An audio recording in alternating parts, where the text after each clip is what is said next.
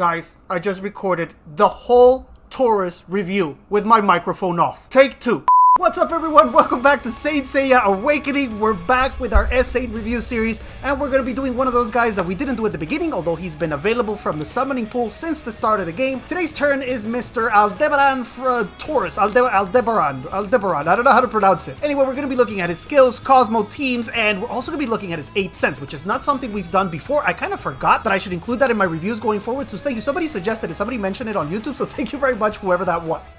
Let's start off with his skills. The first one is called Steel Hands, and it's a simple individual physical type 100% multiplier attack. This can go all the way up to 120 if skilled up, but you don't do that. His second skill though is his bread and butter, the Giant Horn, or Great Horn like he says in the game. This ability allows him to mark one enemy, and then he goes into the Great Horn pose, charges his attack for a whole round, and then in the following movement releases the attack with a 410% multiplier and a 9% additional damage boost based on his own HP. This 9% multiplier doesn't sound like much, but trust me, this is what makes all the difference in TAURUS. This is how we push the damage to the max with his HP. Now remember then, this attack needs to be charged for one round or one movement. If you double turn him, you don't have to wait a whole nother round, and it can be cancelled if he's attacked 4 times by different units. Now in these units, you don't include summoned units like Seiya's Banshee or Isaac's Tentacle. It has to be actual characters. Characters that hit multiple times like Pisces or Shuda don't count either. What does count is, for example, if Luna double turns an enemy unit and that enemy unit attacks him twice, that will be 2 individual attacks. It will count towards the 4 that it takes to cancel it. The third skill is the Huge Collision, and this thing is an individual physical type attack of 280% multiplier. I'm not sure how much it can go up to with skill ups. I'm sure it's quite a bit more, but it also improves his physical and Cosmo defense by 50%, making him a super tank. Now it's not a skill you're going to use too often. You're mostly going to be using the Giant Horn, but if you have an enemy that's low on HP and you want to finish him off and you can't afford to wait until the next turn, because remember the Giant Horn needs to charge, then you can use the Huge Collision to kill them. That's probably the only situation in which you're going to use it, to finish somebody off. The fourth skill is a passive that decreases the damage he receives by 5% on skill 1 or by 25% when max skilled. It also makes him immune to all control effects in the game except Exile and Restrict. Restrict is Shun's Chain and Exile is Cannon's Triangle. Other than that, he cannot be stunned, frozen, silenced, nothing. He's immune to everything except those 2. If you happen to pull some additional cows and you want to skill yours up because you want to use him because he's actually a really cool character, I always liked him in the series, then definitely the Giant Horn is the one you want to skill up. Push this damage to the max, that way when you do get it off after charging, then it is a significant amount of damage and you can probably one-shot almost anything that's not protected. If you're an amazing cow farmer and you manage to max skill this, then start working on the fourth one. The damage reduction is actually quite significant and makes him a real pain in the ass to kill.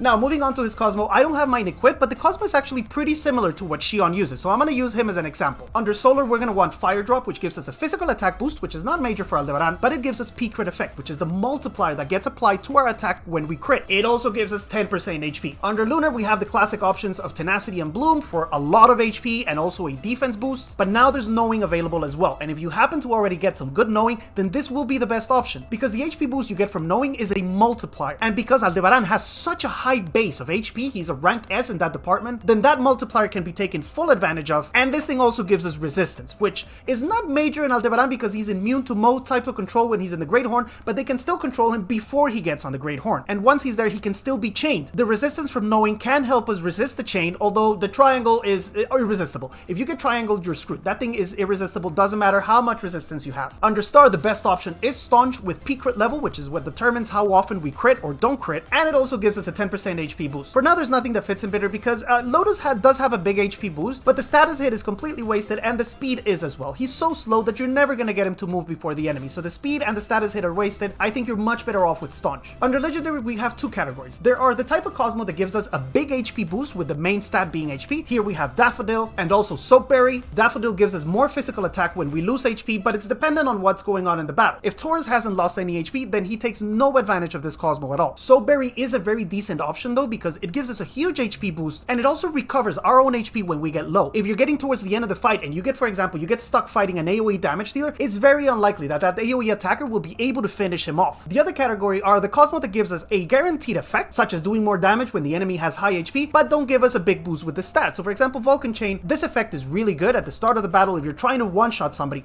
then you can take full advantage of that extra 40% damage. But the main stats are physical defense and Cosmo defense, which don't really help Aldebaran that much. The other one one in this category is Two-Horned Snake, which does give us a nice physical attack boost. Although, like I mentioned several times, physical attack is not the main thing on ALDEBARAN, but this does give us a guaranteed 40% extra damage against units that already moved in that turn. Because Taurus is dog slow, he is a giant cow, then it's very likely he's going to move at the end of the turn. You can take full advantage of this 40% extra damage unless you're fighting something like a Pisces or a Shun, who are I think the slowest units in the game. In substats, we're going to be looking for HP to maximize the damage we get out of the multiplier, crit level to try to make sure that when we do finally attack, it is a big attack, it's significant, and we have the potential of one-shotting someone. And the last one that fits him really well, although I don't have anything equipped on my Shion with that stat, is actually Lifesteal. Lifesteal combined with Soapberry can make Taurus almost impossible to kill. It is a gross combination. Other than that, some resistance would be fine, but he's immune to most things, so it's not really a big deal. If you find resistance along the way, you can equip it, but don't go too crazy looking for it.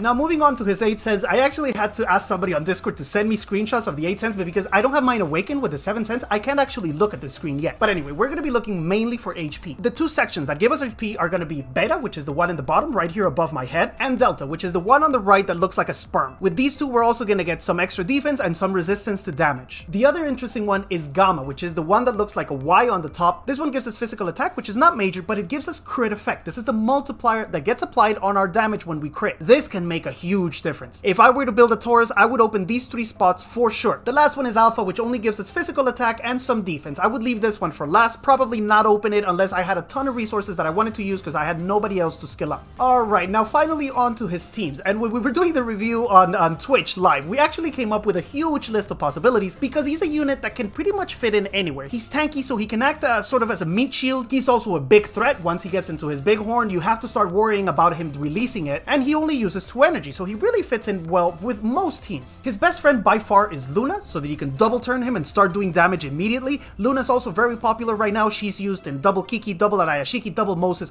a whole bunch of double turn teams, so you probably already have one built. He also works well with Kiki, so he can Great Horn twice. It requires a lot of energy, so Kiki's a good addition. And some of the classic protection options such as Saori, Mu, Shion, June, they all work really well, but especially Mu. The combination of Mu and Taurus is really quite gross because what you do is you get your Great Horn charging, right? Then you put Mu's shield on Taurus. If the enemy wants to cancel the Great Horn, he has to attack Taurus 4 times. With Mu's shield on there, then Mu's going to be absorbing all that energy and he can counterattack and release all that energy in the next turn doing massive damage. It's a really troll combination, but it works really well. He doesn't benefit greatly from buff units such as Nachi and Daedalus, although I think if you equip Daedalus with Blood Elf and then broke defense on that unit that you're already targeting for the Great Horn, you could see a big increase in damage. But then again, you can do that with any unit that's not Daedalus. The last group of units that he plays really well with are units that can divert the enemy's attacks. Because remember, Taurus has to be hit 4 times in order to cancel the Great Horn. If you can prevent the enemy from hitting him while he's charging, then you can guarantee that it gets off. Among these, we have Dragon Shiryu with his shield, Misty with his provoke that can force enemies to attack him instead of Taurus. There's also Golden Yoga, which I can't show you because I never pulled him, but he can also force the enemy to attack different targets. The last one in this category is a hilarious combination with Cassius, probably the 2 biggest guys in the game other than maybe the Bear Geki. Having these 2 guys on the same team looks hilarious and it works really well. If Taurus gets below 50% HP, then the enemy will be forced to attack Cassius with all of his individual attacks, making it impossible to break the Great Horn. You can then protect Cassius with, I don't know, Mu or Shion or Saori, whoever the heck you want. It's a really gross, almost unkillable team. Lastly, he pairs well with Divine Seiya, one of the newest units, because when Taurus charges, that is an ability that uses less than 2 energy, and it doesn't do immediate damage, right? It does damage on the next round, so it can trigger the additional attack by Divine Seiya. Among his weaknesses are going to be that low speed of only 76, although, well, that makes him tanky. He can just kind of sit there and be a threat. It also allows us to play with Two-Horned Snake, so it's a weakness, but not really at the end of the day. There's also that fact that he needs to charge, so if you're not playing him with a Luna, you are going to have to wait a whole nother round to start doing damage. Control is not a giant weakness for him unless you're fighting Shun and Cannon. Other than that, it's really quite hard to keep him down, so he's one of those few units where control is not a big deal. And his last and biggest weakness has to be June. If the enemy has a June on their team and they can get the stupid vine off, then there's very little chance that you're going to get to kill anything with Taurus. The way to counter this is to try to get rid of her on the first move, maybe with a Divine Seiya, or to just silence her with a Nero Priest or the classic Shaco, which I finally pulled yesterday and completed my 12 gold Saints. And that's really about it for Taurus. Now, his uses are going to be mostly PvP. He's not really a very good unit for PvE at all, unless maybe you want to use him at the start against the Legion boss. Though if you do pull a Pisces or a Radamanthus, then definitely those guys way outshine him and his contribution just goes down. We're going to take a look at him now, not in the arena because I could couldn't find an account with a good Taurus build, so we're gonna go to the trial section of the Sacred Duel and try to get as much damage from him as possible. Push those multipliers to the heavens, maybe with some weekends from Seiya or with some defense break or something like that. Alright, so here we are then, and this is the team that we're going to use. Kiki just so we can start doing stuff earlier, Nachi so we can test the difference between a physical attack buff or no buff, Luna to double turn him and Seiya to stack weakens, then Scorpio to break some defense, and then just Taurus eventually, just so that we can test the different damage we can get. I'm going to start off by creating some energy, and on this first round, all I want to do is see the basic damage. How much damage he can do. Hopefully we get a crit, because that's really what we're, during a fight, you're never going to hope that you don't crit. So let me see if we can get a crit on this skinny guy here on the left. That's a 74,000 crit. That's pretty respectable damage, although do remember, in this area, all of your skills are maxed. You have a ridiculous amount of P attack, which you're probably not going to have on him, though this HP is not unrealistic. With the 8 cents and the boost you get in Galactic Duel, this is actually a realistic number. Alright, let's go for the next round, and on this one, we're going to do the same thing, but we're going to give him the Nachi boost and see how much our damage increases. Now, that was 74 without buff, right? I'm going to double turn again, and I'm going to hope that he crits again. Let's see if we get lucky. I'm going to break defense. I'm going to start breaking defense on this guy here. Alright, here we go again. Great Horn on the skinny guy on the left. 74,000. Wait, why did we do...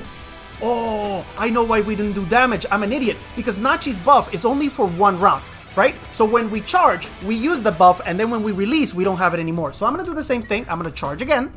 This time, we will be able to take advantage of it. We're going to buff him, and then he's going to have the buff when he releases the attack. Jesus, Andy, after all these months, still a noob. Unbelievable. I am going to keep breaking defense here. 84,000. Wow, so that's a pretty respectable boost. We saw a 10,000 damage boost, so the physical attack does actually make a difference. Alright, maybe we can finish this guy off next move. I am going to test buff 1 weekend and buff 1 weekend, and that's about it. Okay, break defense on this guy, and 114. No crit though. That could have been a lot higher. No crit on that guy. Maybe we do it on this guy here now to test. I wonder if they have different stats or if they all have the same defense. Whatever, doesn't matter. We're going to try anyway. Alright, so buff again. It doesn't really matter. I don't want to double turn anybody quite yet. We go 1 weekend on this guy. Come on, Taurus. Give us a crit, baby. Give us a crit. 131, no crit. But our damage went up even more. I don't understand what's happening. Math is really, really hard. We're going to put it on this guy, and this will double weekend this guy. Screw it. Screw testing 1 weekend. We're going to go for double weekend. And buff as well. Why not? So double turn to Seiya. 2 weekends on this victim. And maybe we break a little bit of defense. No, because then we won't be able to test. Let's just keep breaking defense on this guy. 262,000. That's with buff and 2 stacks a weekend. That's really quite decent, isn't it? Let's do it on this guy next. The guy with the defense break. And now, what I'm going to start doing is I'm going to start stacking weekends on this guy over here. Alright, so we can test with 4 weekends. So double turn Seiya. Double turn Seiya, we get 2 weekends this round, and we'll get 1 more weekend on the and 1 more weekend on the next one. I'm a defense break 1 last time. Oh no, we killed him! So when you kill the unit that you're targeting, notice the Great Horn doesn't get broken. He just randomly attacks some other unit. Okay? Next round, we're gonna get this guy, who's gonna have 4 stacks a weekend, and is gonna disappear from the face of the earth. Probably, if we crit, well over 300,000 damage. Especially because we're on later rounds, so the damage boost is even bigger now. So double weekend on this guy.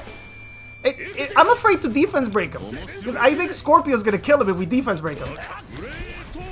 574,000 damage, my friends. That's obviously 4 stacks a weekend. That is a buff from Nachi, and it's also on round 8, where we already have quite a big boost from just the increasing damage that the game gives you after a while. And that's gonna be it for today, guys. That is the Taurus review. Hopefully it's useful for you to decide if you want to build him, or maybe we get an armor repair in the future and he becomes super OP again. He can go through vines, or he can, I don't know, shoot Seiya when he's up in the sky or something like that. It would be really interesting to play with him again. We'll be back soon with another review. The next one is going to be Aquarius, which is one of those that we have hanging since the beginning of the game, and also Cancer. Once the Cosmo that makes Cancer good comes out, we will be reviewing him. Promise. I'll leave you for now, so if you haven't already, please remember, hit like, subscribe to the channel if you enjoy the content, and I'll see you guys again very soon. Bye!